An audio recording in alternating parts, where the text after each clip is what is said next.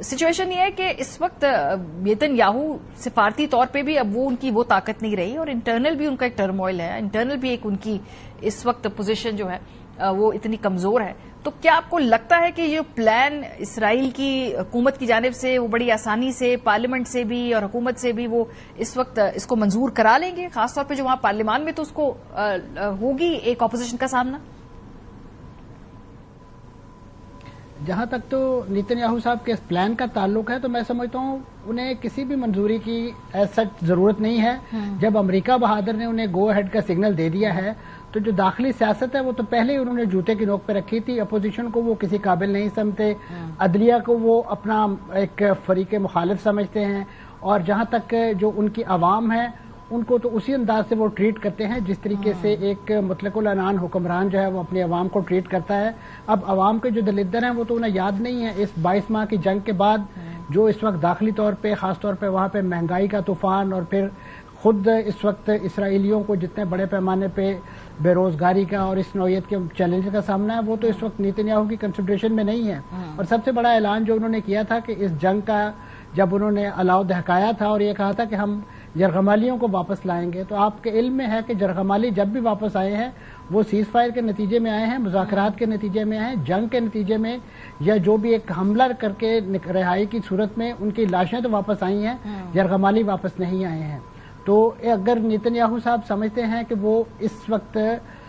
غزہ پر قبضہ کر کے یا کنٹرول حاصل کر کے وہ شاید وہاں پہ حماس کو ختم کر دیں گے، میں سمجھتا ہوں کہ اسرائیل نے اپنی جو سب سے بڑی حماقت سرزد کی ہے یا اس سے سرزد ہوئی ہے وہ فلسطینیوں کے خلاف یہ جو ایک مسلسل جارحیت کا عمل ہے، انہوں نے پورے فلسطینیوں کو اس وقت حماس میں تبدیل کر دیا ہے. ہر فلسطینی اس وقت ایک لیکن منصور صاحب مزاحمت کار ہے، آئیڈیولوجیکلی ہم سب جانتے ہیں کہ اس وقت وہاں پہ شدید طور پہ اسرائیل سے نفرت بھی ہے اور اس کے لیے وہ ایکٹیولی بھی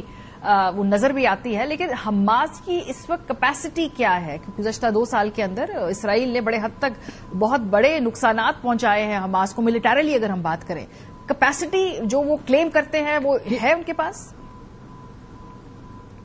اس میں کوئی شک نہیں جی کہ اس 22 ماہ کی جنگ کے اندر ایک جو بہت بڑا دھچکا انہیں پہنچا ہے. خاص طور پہ آپ کے علم میں ہے کہ حماس کو جو بھی آرسنل کی یا اسرائیل کی سپلائی چینز ہیں، چاہے وہ شام سے آ رہی تھی، حزب اللہ کی طرف سے آ رہی تھی، وہ ساری کی ساری اس وقت بند ہو گئی ہیں، اور مصر کا رستہ آپ کے علم میں ہے وہ بند ہے. تو وہ جنگیں جو ہیں اور خاص طور پہ اس نوعیت کی جو گوریلا تنظیمیں ہیں ان کا کوئی اس طریقے سے انفراسٹرکچر تو ہوتا نہیں ہے.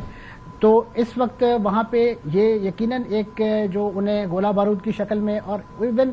جو مین پاور لاس ہے وہ بھی ہے، اس کو اگرچہ فیکٹس اینڈ فگر کے ساتھ ابھی تک نہ اسرائیل کوئی سامنے لا سکا ہے اور نہ حماس نے اپنے اس لاس مین اینڈ مٹیریل کا جو ہے وہ اظہار کیا ہے، لیکن اس میں کوئی شک نہیں ہے. لیکن اس کے ساتھ ساتھ میں سمجھتا ہوں کہ اب آپ دیکھیے کہ اس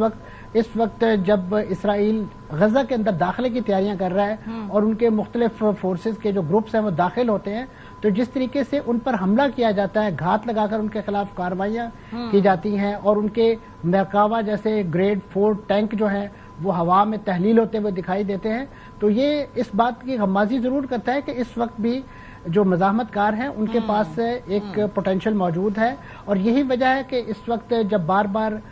نیتن یاہو اور اس کی قیادت جو ہے وہ یہ اعلان کرتی ہے کہ ہم غزہ پر قبضہ نہیں کرنے جا رہے ہیں، انہیں اندازہ ہے کہ جب وہ بوٹس آن گراؤنڈ اور خاص طور پہ اس ڈینسلی پاپولیٹڈ علاقہ چاہے وہ خان یونس کا ہو، ایون اس وقت جو شمالی علاقہ ہے جو بالکل اسرائیل کی سرحد کے ساتھ ملا ہوا ہے غزہ کا، وہاں پر ان کے اوپر جو حملے ہو رہے ہیں. لیکن منصور صاحب صورتحال یہ ہے کہ کیا یہ کون سا سپر مین ہے نیتن یاہو کہ جہاں پہ اس کو اس وقت اپنے ملک کے اندر کیسز کا سامنا ہے، عدلیہ کے سامنے اکاؤنٹیبلٹی کا ایک بڑا کرائسس ہے ان کے کہ ان کو پریزیڈنٹ ٹرمپ کو ٹویٹ کرنی پڑی کہ بھائی ان پہ پولیٹیکلی موٹیویٹڈ کیسز نہ بنائیں ان کے مطابق. سفارتی طور پہ امریکہ کے علاوہ باقی تمام مالک، تمام جو ان کے ایلائز ہیں وہ ایک ایک کر کے ساتھ چھوڑے. کبھی ہم نے سوچا تھا کہ آسٹریلیا اور یورپ کے بیشتر ممالک پبلکلی آ کر سٹیٹمنٹ دیں یا فرانس آ کے اس کو تسلیم کرنے کی بات کریں، تو یہ سب کچھ ہو رہا ہے. لیکن کیا ان کی وہ کہاں سے پاور ڈرا کر رہے ہیں؟ شاید صرف خالی امریکی صدر کے دم پہ سب کچھ کر رہے ہیں، جب پوری دنیا کا جو ایک اوپینین ہے، ان کی جو سفارتی مائٹ ہے وہ ان کے خلاف کھڑی ہے. میں سمجھتا ہوں جی کہ اس وقت جس طریقے سے آپ نے اپنے ابتدائیے میں ذکر کیا کہ جو اقوام متحدہ ہے وہ ایک ہومیوپیتھک سی آرگنائزیشن بن چکی ہے، اس آرگنائزیشن نے جب اپنا مینڈیٹ اور اپنا میٹل جو ہے وہ شو کرنا چھوڑ دیا ہے، خود وہ جو سیکرٹری جنرل جو ہے بھاری بھرکم بیانات دیتے ہیں، وہ خود اسرائیل کا دورہ تک کرنے کا انہیں یارہ نہیں ہے، اسرائیل انہیں اجازت اس کی نہیں دیتا ہے. ان کے جتنے بھی امدادی سرگرمیوں کے ادارے ہیں، چاہے اونروا ہے، اوچا ہے، وہ تمام کے تمام جو ہے وہ اس وقت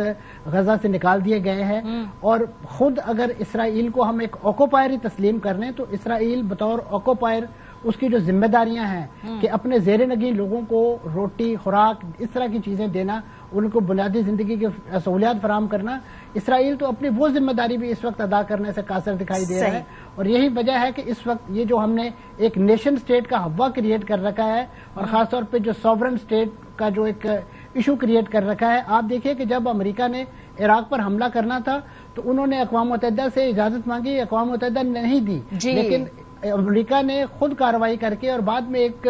کولیشن آف ولنگ کریٹ کر لی کہ جو اس کولیشن میں شامل ہونا چاہتے ہیں. سو بیسیکلی آپ کہہ رہے ہیں جی طاقت جس کے پاس ہے وہ ہر طرح کی انٹرنیشنل لا کو، قراردادوں کو رونتا ہوا آگے بڑھ جائے گا. بہت شکریہ.